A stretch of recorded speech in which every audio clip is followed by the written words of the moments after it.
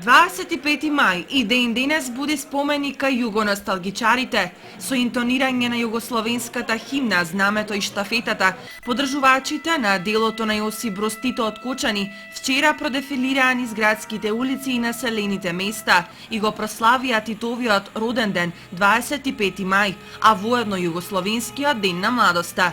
И по 34 години, кога престанаа штафетите на младоста, овој ден за титовистите е еден од најубавите, кој во минатото за младинците значел гордост, соживот, разбирање. Титовите идеи се уште живеат меѓу народот.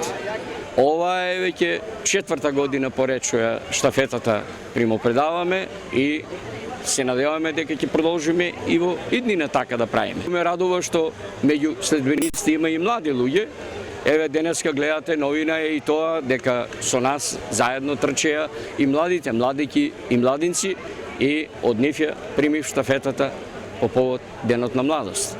Пропратени со познатата југословенска химна, младинците од Сдруженијето и оваа година ја предадоа познатата штафета на младоста, која овој пат добина значење поради посветата за поплавеното население во регионот. Бидејќи во тоа време поубаво се живеело, тоа се чувствува се уште, затоа го славиме и овој ден. Ова штафета е посветена на нашите браќа кои задеси природната катастрофа Босна, Хрватска и Србија.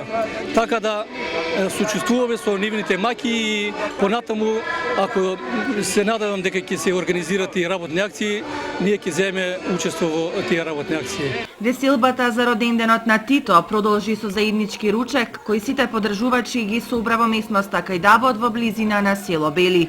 Инаку штафетата на младоста, која денес се одбележува во сите држави од поранешна Југославија, за прв пат е воведена во 1945 година на иницијатива на Тито како символ за поврзување на младината во една единствена идеја.